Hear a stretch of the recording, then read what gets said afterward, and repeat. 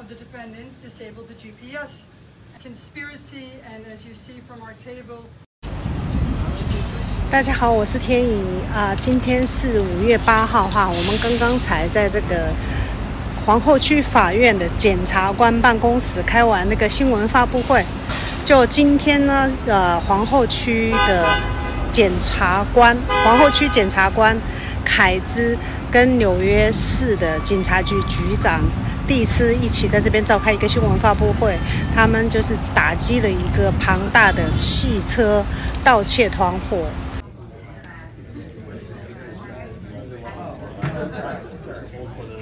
我们现在在那个皇后区的 DA office， 他今天有一个重大的案件哈，那个偷盗了在纽约市跟附近郊区偷盗了几十部车的一个犯罪团伙，已经被经过3年的这个跟踪调查，现在今天已经被抓捕了，然后会对他们的罪名进行这个阐述。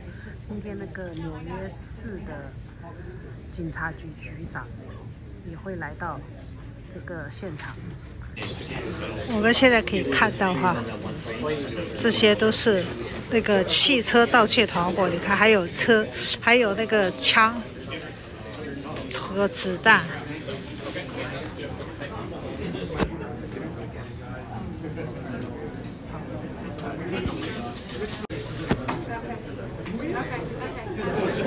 这个是他们在网上哈，在网上售卖偷来的车。你看，这个23年的 Acura， 那它才卖多少？3000。天哪！这个刚才那个说了 ，too good to be true。看这他们对这个汽车的破坏，看到车锁给他们撬开成这样。在这个犯罪团伙被打掉了啊，是一件比较正能量的事情。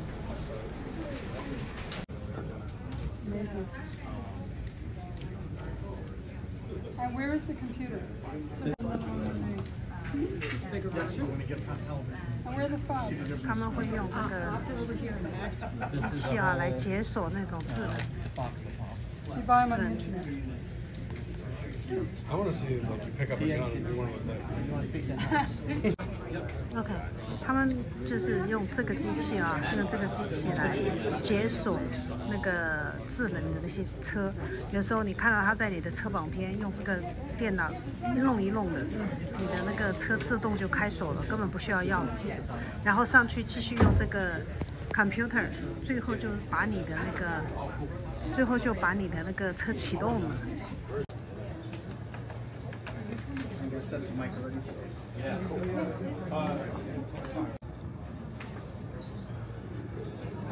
Oh yeah.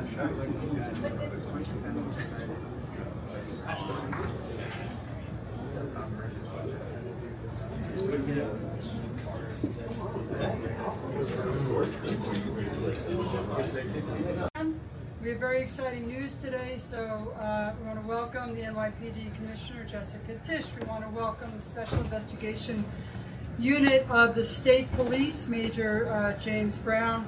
I would like to thank my office, Major Economic Crimes Bureau Chief Mary Lowenberg. Our lead ADA on this was Lisa Yang, the Executive Jerry Braid, the Queens District Attorney, detective investigators, and of course the NYPD detectives. So we're all here today to announce the indictment of 20 individuals in a sprawling auto theft ring centered here in Queens County. 14 of these individuals are charged with top count of enterprise corruption, which is a B felony. They face up to 25 years. The rest are variously charged with criminal possession of stolen property, grand larceny, conspiracy, and as you see from our table, at least 2 were charged with gun possession as well. The defendants are charged in 9 separate indictments for a total of 373 counts. As of this hour, 16 of the 20 of the defendants are in custody. 1 of the defendants is surrendering on Monday. 1 more is in Nassau County Jail, and 2 remain at large. The indictments are the result of Operation Hellcat, a 3-year-long investigation by our office, the NYPD, the state police, into an expansive auto theft enterprise. We allege that the defendants had a prolific car theft industry in the city of New York, and it sprawled across the United States. It is one of the biggest auto theft rings that we have seen in the last decade. The massive criminal ecosystem consists of 3 separate groups who all work together. One were the thieves who took the cars, the others were the brokers, and the third group of people were the black market dealers, all of whom rely on one another to steal the cars throughout New York, throughout Long Island, Westchester, New Jersey, and Massachusetts. And we allege that this enterprise could not exist or thrive without the specialized knowledge of each defendant in a coordinated effort. The group began stealing cars the simple way, by targeting cars that still had the keys or the key fobs inside the vehicle. Their theft patterns then evolved. They began acquiring blank key fobs, something you can do very easily online. They broke into cars with screwdrivers. They punched out the driver's door lock, and they smashed windows. After breaking into the car, they used handheld devices like this one, without showing you the brand, to connect the car's onboard diagnostic system, and then use that device to program a new key fob for the car. The thieves made sure to sweep the cars for Apple tags and removed all tracking devices, very advanced. Together they stole 126 cars. You can see the breakdown over there. There is a breakdown of the areas, but the most are 52 cars in Queens, 25 in Brooklyn, 14 in Nassau, 10 from the Bronx, 10 from Westchester, and so on when you look at the board.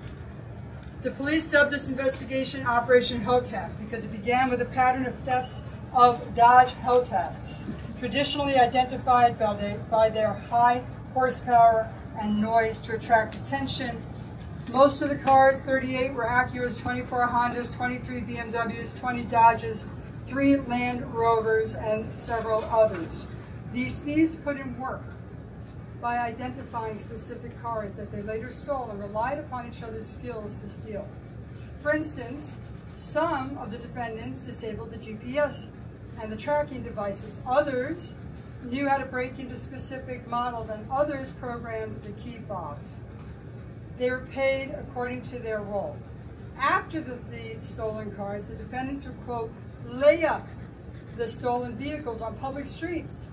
So they would leave the cars on the streets to make sure that no one was looking for them, or that they didn't miss an AirTag or some identifying computer or other type tech that was in the car, and they would leave it on the street and see if anybody came to find it. They also would disguise the vehicles that they stole, placing fake or stolen licenses, covering the dashboard VIN, ripping off inspection stickers, using opaque license plate covers.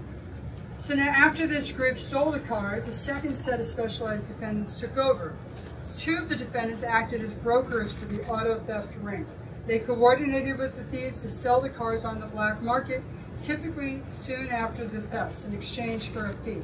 These defendants used social media, Facebook, Instagram, Telegram, to advertise the stolen vehicles. You will see on the board some of the pictures of the advertisements for the sale, or I guess the buying of these vehicles. They advertised the cars for $1,000 to $6,000, flipped the cars to the buyers without having to scratch off the VIN or modify the title. Finally, the third group of dealers bought these stolen vehicles and sold them to their own customers. So that was the third part of the enterprise. At least 3 defendants, after obtaining the stolen vehicles from other members of the enterprise, altered the original vehicle ID numbers. They altered the true VIN so it's hard to track. And the black market dealers could get a higher price if the VINs were altered. 2 of those individuals were based in Tennessee.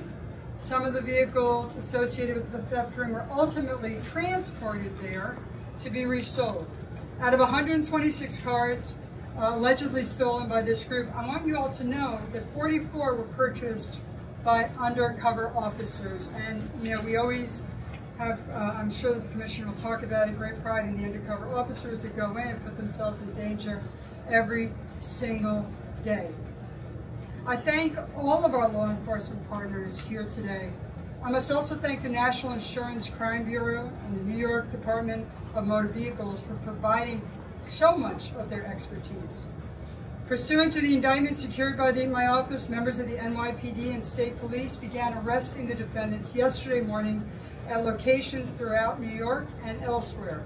There are some of the most active car thieves that we have seen in New York, and they have wreaked havoc on unsuspecting car owners all around the state. And we all know that Queens happens to be a hotbed for stealing cars. People help themselves to our property. I've been a resident of Queens my entire life, and concerns involving auto theft have come up time and time and time again. Every resident deserves to feel a sense of safety with their cars, and this indictment serves as a warning to those who choose to lead this life of stealing vehicles. And I have a message to the buyers of these vehicles. If it's too good to be true, it probably is. So if you see a car that you know has a book value of $40,000 and being sold for $1,000 to $6,000, you know that there are probably issues with that vehicle. If it's too good to be true, it probably is. And the potential fallout from unknowingly purchasing and driving a stolen vehicle is simply not worth the risk. I now please welcome to the podium and really thank the NYPD for all of their great work, not only on this case, but throughout the city of New York, putting their lives on the line every day to protect us, and for the work that their great detectives do. I give to you Police Commissioner Jessica Tisch. Thank you, DA. Yesterday, NYPD detectives and our law enforcement partners executed search warrants at 9 locations across the city, resulting in the arrest of 16 individuals connected to a multi-state, multi-million-dollar auto theft operation. This takedown follows a 3-year investigation led by the NYPD's Auto Crime Unit and the New York State Police, which began in March of 2022. What started as a case against a motorcycle thief soon uncovered a full-fledged criminal enterprise responsible for stealing and trafficking thousands of vehicles annually worth tens of millions of dollars. At the heart of this operation was a career thief who recruited, trained, and led a steel crew that operated with precision, transitioning from motorcycles to cars. The crew began with simple driveway steals, opportunistically breaking into open vehicles. But as the operation evolved, so did their methods. They started breaking into cars parked on the street using electronic key programmers, devices that you can buy easily on sites like Amazon, to clone digital keys and drive off in under 90 seconds. The crew sold the stolen vehicles using encrypted messaging apps like Telegram, which has ignored multiple subpoenas, by the way, making it harder for authorities to track their activities. This wasn't a crew of one-off thieves. This was a sophisticated criminal enterprise with defined roles and a clear hierarchy. At the center was a 9-person steel crew, the ones physically breaking into the cars, reprogramming key fobs, and driving them away. They were connected to 2 brokers, middlemen, took orders, some from out of state, including Tennessee, down to the make, the model, and even the color of the vehicle. Then there were the sellers, who altered VINs, forged paperwork, and resold the vehicles. Finally, the buyers, who would pay for the stolen vehicle and arrange for its transport. It's important to note, these were not high-end luxury cars. This crew targeted regular vehicles driven by everyday New Yorkers who relied on them to get to work, to take their kids to school, and just to live their lives. During the investigation, undercover officers recovered 46 of those stolen vehicles worth more than $1 million directly from members of this crew. They also recovered 4 illegal firearms, including 1 just days ago. In total, the 20 individuals indicted have a combined 178 prior arrests. These criminals did not fear getting arrested. In fact, they simply saw it as a cost of doing business. They knew the system, they knew the odds, and they knew they'd be back out on the streets ready to steal another car. They openly mocked the justice system because even if they got picked up for stealing one vehicle, they knew they'd still be way ahead of the game. But now, thanks to our great partner, District Attorney Melinda Katz and her team, the game is over. They lose. 16 arrests were made yesterday across the 5 boroughs and 1 in Tennessee by a federal task force working in close coordination with the NYPD. 2 of the defendants were already incarcerated, 1 in Rikers, 1 in Nassau County. This takedown sends a clear message. New York City will not be a haven for car thieves or anyone who seeks to profit by stealing from everyday New Yorkers. Property crimes, and especially auto thefts, are not victimless. I would like to thank the NYPD's Auto Crime Unit for their exceptional work on this investigation, especially our case detective, Brian DeMacy, as well as our partners, the New York State Police, the Queens District Attorney's Office, and the Tennessee Highway Patrol. We will continue to use every resource at our disposal to dismantle these criminal enterprises, hold offenders accountable, and protect our communities. Thank you very much. I would like to thank also Chief Kenny, who is here with us today.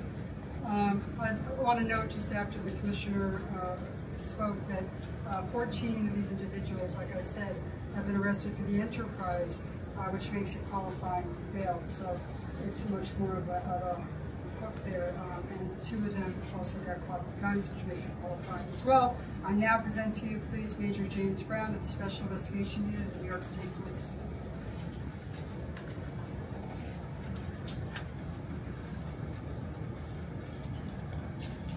Good afternoon. I'm going to start by thanking both District Attorney Katz and Police Commissioner Tisch for their continued partnership and support. This investigation would not have been possible without the work of all those involved. This is a complex case that required a high level of cooperation between our agencies, sharing vital intelligence, coordinating resources, and taking advantage of the specialized expertise of our members. The suspects indicted today are in a very sophisticated, organized, and active auto theft ring. They went out multiple times each week, stealing vehicles and reselling vehicles. It took a substantial amount of work over 3 years by all involved to track these suspects and to build this case, including the use of technology and other specialized investigative techniques. One thing is abundantly clear about this case. The suspects had no regard for the people they victimized. Their only concern was stealing vehicles, getting away with it, and selling them to turn a profit. One message we want to make clear to those who victimize others: we will not tolerate this kind of activity anywhere in New York State. We will do everything in our power to dismantle your operation and hold you fully accountable for your actions. I want to close by commending the efforts of the New York State Police Auto Theft Unit, the NYPD Auto Crimes Unit, the Queens District Attorney's Office, and all those other local and state agencies who provided assistance. Thank you. Questions now, folks? Right, on top. Yep, on top. Tony?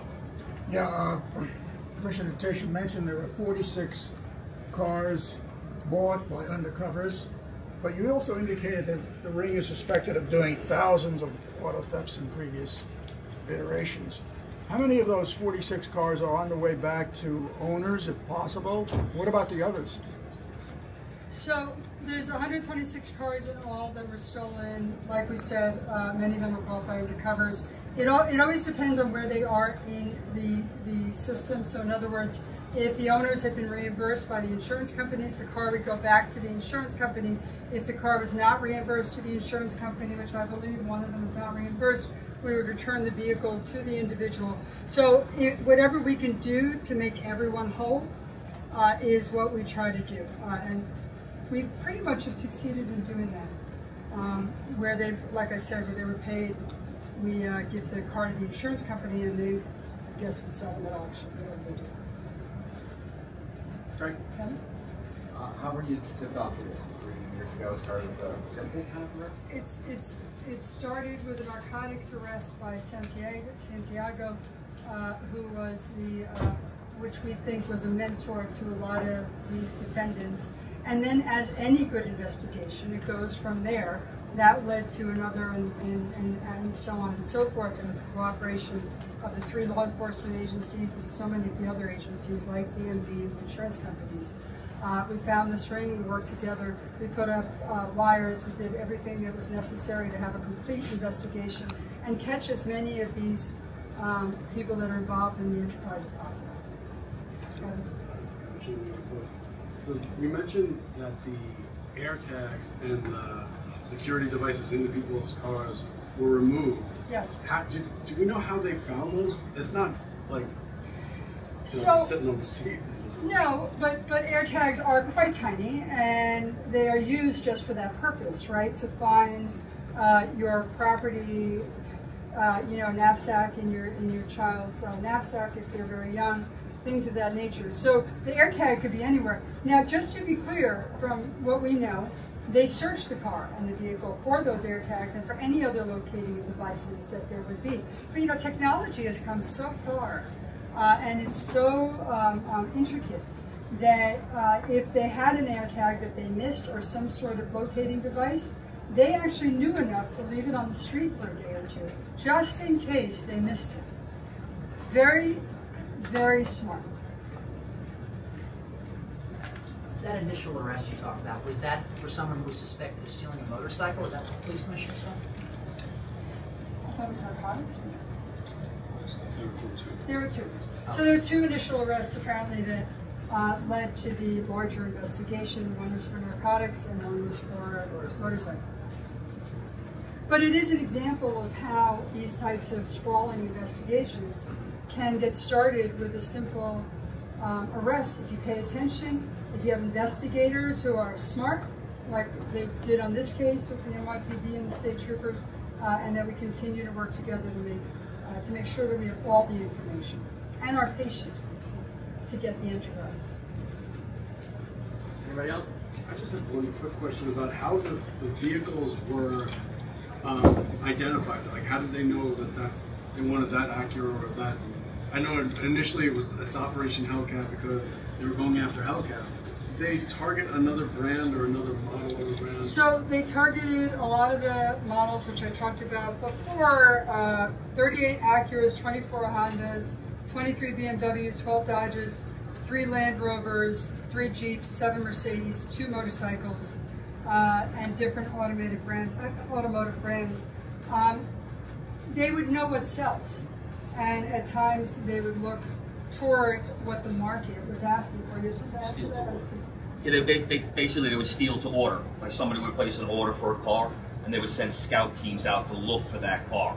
So a buyer would request, say, hey, I want a 2022 black Honda with brown leather seats. They would go out and hunt that car. The scout team would find that car and then relay the location back to the steal crew. Was there any pattern? Did they go to like malls or did they go to people's houses? Or? Out on the street. How the car be going back again to become a legal car?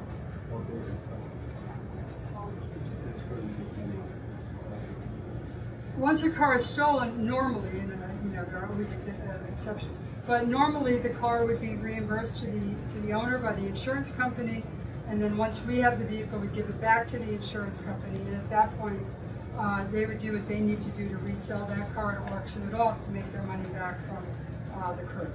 Any people like involved in Next question?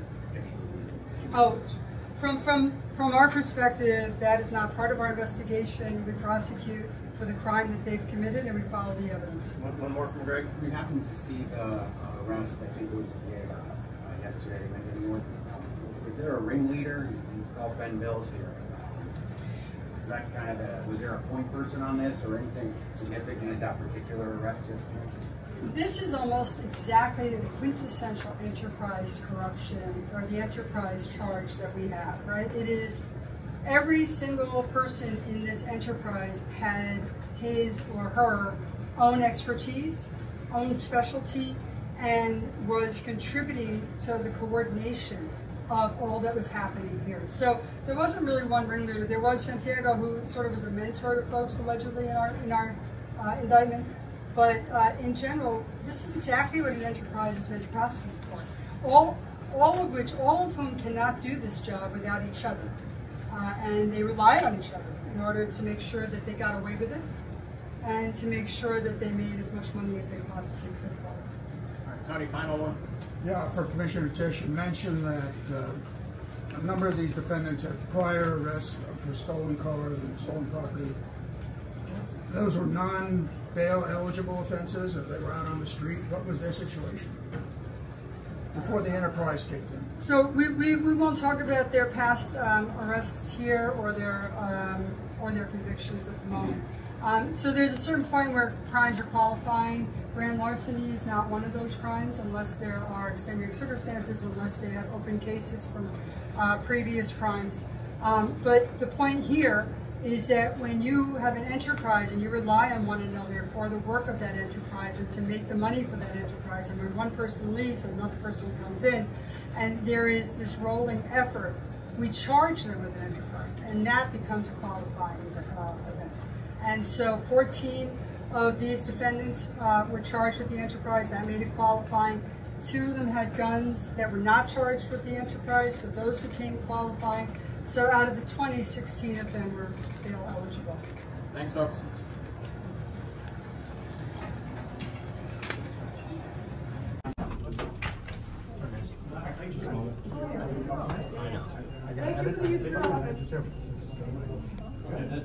Was it one of the court officers? Yeah, it had nothing to do with the office. Yeah, the same.